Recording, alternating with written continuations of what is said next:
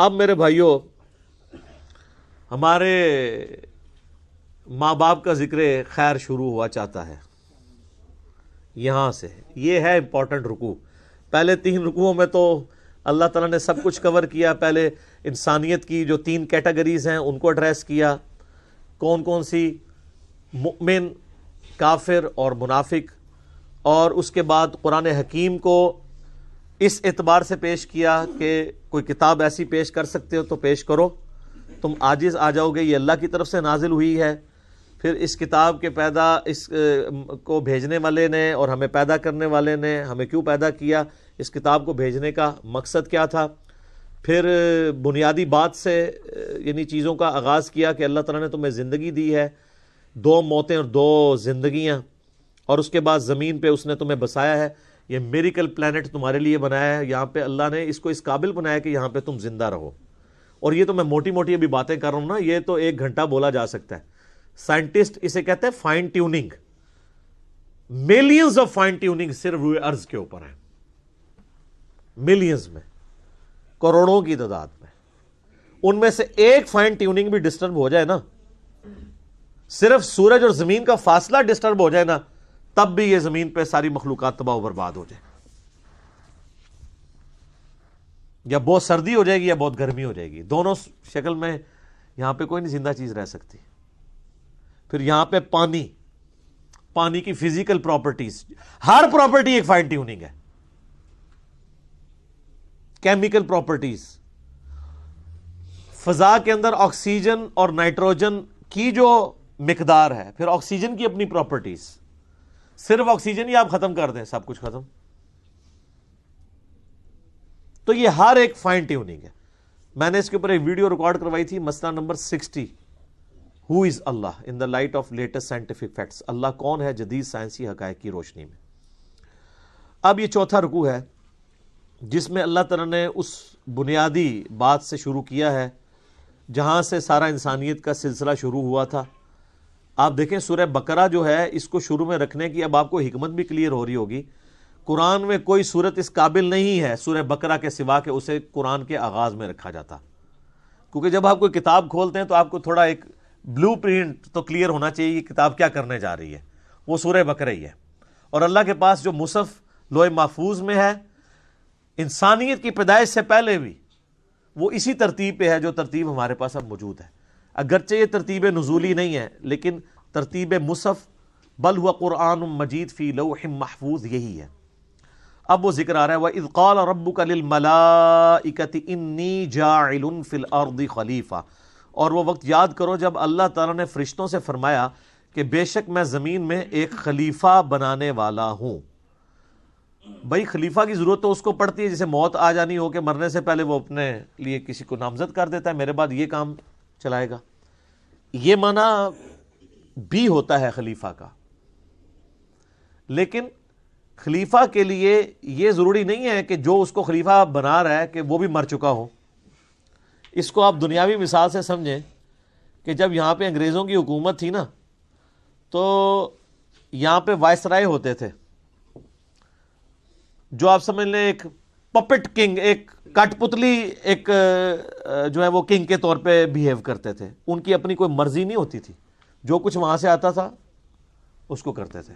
ویسے تو آج بھی کٹ پتلی ہیں، اس وقت تو بہت زیادہ ہی تھے. وہ ملکہ کی طرف سے، کنگ کی طرف سے جو آرڈر آتا تھا اس کو امپلیمنٹ کرتے تھے. تو وہ ایک طرح کے یہاں پہ خلیفہ ہوتے تھے کہ اس کا حکم یہاں پہ نافذ کرتے تھے. وہ بھی زندہ ہے اور نافذ کرنے والا بھی زندہ ہے. ان معنوں میں آپ بغیر ریزیمبلنس کے صرف اس مثال کو ذہن میں رکھتے ہوئے انسان کس طرح اللہ کا خلیفہ ہے کہ اللہ تعالیٰ نے انسان کو زمین پہ بھیجا ہے تاکہ جو اس کے احکامات ہیں نا ان کو یہاں پہ اسٹیبلش کرے. قرآن میں جگہ جگہ یہ بات آئے گی. اللہ چاہتا تو ایک آئینہ واحد میں سب کو ہدایت دے دیتا، لیکن اس نے یہ طریقہ اڈاپٹ نہیں کیا. انسان خود ہی اس معاملے کو لے کے چلے. ان معنوں میں انسان اللہ کا خلیفہ ہے. اچھا، اب جب خلیفہ ہے تو پھر ظاہر ہے کہ خلیفے کو ریسورسز بھی دینے چاہیے، اختیارات بھی دینے چاہیے. اگر اس کے پاس اختیار نہیں ہوگا، یہ تو اس کے پاس اختیار نہیں ہے کہ جس نے خلیفہ بنایا ہے اس کو پوچھ سکے.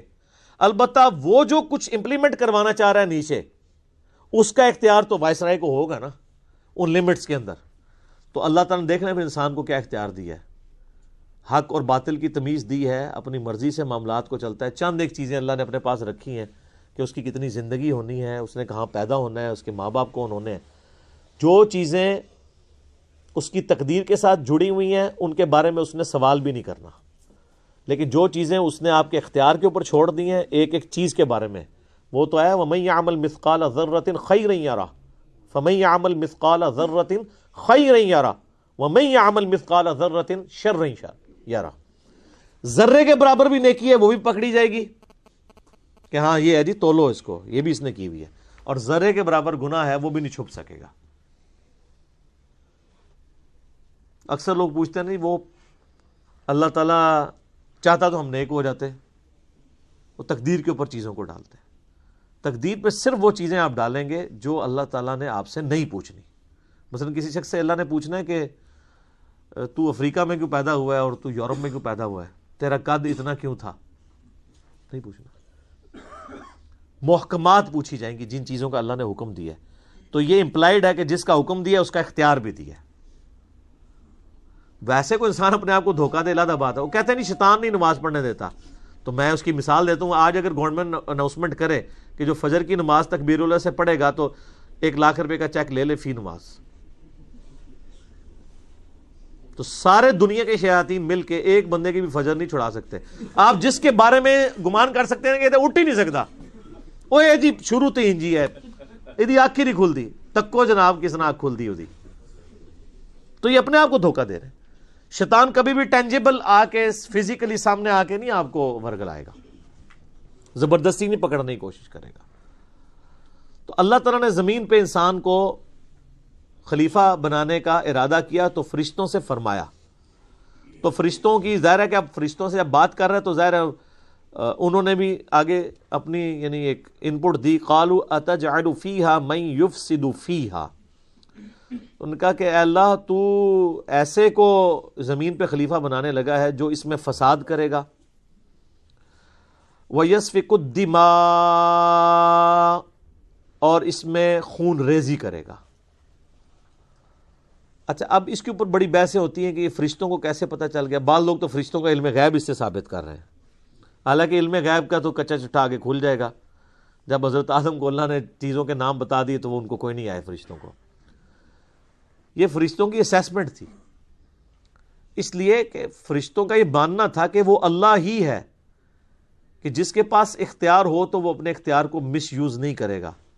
مخلوق چونکہ ناقص ہے، اگر مخلوق کو بھی وہ اختیار دیا گیا تو وہ اس کو پرفیکشن کے ساتھ یوز نہیں کریں گے، وہ شر کا ہی غلبہ ہوگا، خیر کا نہیں ہوگا. فرشتے تو خود چونکہ سراپا خیر ہیں، ان میں شر ہے ہی نہیں ہے. ایک یہ توجیہ ہے جو اصل توجیہ ہے. اور ایک توجیہ یہ بھی ہو سکتی ہے جس کو سپورٹ قرآن حکیم کسی حد تک کرتا ہے. سورۃ الحجر کے اندر آتا ہے کہ اللہ تعالیٰ نے جنوں کو انسانوں سے پہلے پیدا کیا تھا، اور جن بھی صاحب اختیار مخلوق ہے، اور جنات بھی آپس میں وہی حرکتیں کرتے تھے لڑنے مرنے والی. تو فرشتوں نے اسی پر قیاس کیا کہ جس طرح جنات کر رہے ہیں یہ بھی یہی کچھ کرے گا. اور ساتھ انہوں نے کہا وَنَحْنُ نُسَبِّحُ بِحَمْدِكَ، اور اے اللہ ہم تو تیری تسبیح تیری حمد کے ساتھ کر رہے ہیں، وَنُقَدِّسُ لَكَ، اور تیری پاکی بھی بیان کر رہے ہیں. یعنی اگر مقصد یہی ہے کہ تو نے اپنی عبادت کے لیے پیدا کرنا کسی مخلوق کو، تو ہم سے زیادہ کون عبادت کر رہا ہے؟ ہمارے ہوتے ہوئے کسی اور مخلوق کو کیوں پیدا کیا جا رہا ہے؟ لیکن فرشتوں کو یہ بات نہیں پتا تھی کہ فرشتے وہ مخلوق ہیں جو اپنی مرضی سے عبادت نہیں کر رہے، بلکہ بلٹ فار عبادت ہے، وہ بائی ڈیفالٹ جسے کمپیوٹر کی لینگویج میں کہا جاتا ہے. ان میں تو اختیار ہی نہیں نافرمانی کا. شیطان نے بھی اس لیے نافرمانی کی کہ وہ جنوں میں سے تھا. سورہ الکہف میں آئے گا نا، کانا من الجن ففسق عن امر ربی، وہ جنوں میں سے تھا اس لیے اس نے اپنے رب کی نافرمانی کی، ورنہ فرشتہ ہوتا تو نافرمانی نہ کرتا. قرآن میں جگہ جگہ یہ مضمون ہے کہ فرشتے تو اللہ کی حکم عدولی کرتے ہی نہیں ہیں. قال انی اعلم ما لا تعلمون، تو اللہ نے فرمایا میں وہ کچھ جانتا ہوں جو تم نہیں جانتے. مراد یہ کہ میرا یہ ایک پلان ہے اور مجھے پتا ہے میں کیا کر رہا ہوں. سر آپ بڑے قیمتی ہیں. اللہ تعالیٰ کو انسان اتنا عزیز ہے کہ اسے یعنی فرشتے بھی ویسے عزیز نہیں ہیں. آپ کا مقدمہ فرشتوں کے ساتھ اللہ تعالیٰ لڑ رہا ہے کہ مجھے پتا ہے میں نے کیوں بندے بنائے ہیں. حالانکہ اللہ کو بھی پتا تھا کہ کوئی کورونا ایک داڑا ہی نکلنا ہے بندے کا پتر. لیکن سر وہ ایک بندہ جو نکلنا ہے نا وہ بندہ جبرائیل پہ بھی بھاری ہے, کیونکہ جبرائیل تو اپنی مرضی سے خدا کو مانے ہوئے ہے. اسی لیے میں کہتا ہوں کہ حضرت جبرائیل علیہ السلام اگر مجھے کہنا کہ میرے ساتھ ایمان ایکسچینج کر لو تو میں کبھی بھی نہ کروں. یہ جو انسان کو اللہ نے خوبی دی ہے نا کہ انسان اپنی مرضی سے اپنے رب کو چوائس کرتا ہے, سر یہ حسرت تو جبرائیل کے دل میں ہمیشہ ہی رہے گی کہ میں نے رب کو اپنی مرضی سے نہیں چنا بلکہ رب نے مجھے چنا ہوا ہے. انسان کسی کے لیے کمٹمنٹ شو کرے اپنی مرضی سے, جو اس کا مزہ ہے وہ کسی اور چیز کا مزہ ہو سکتا ہے.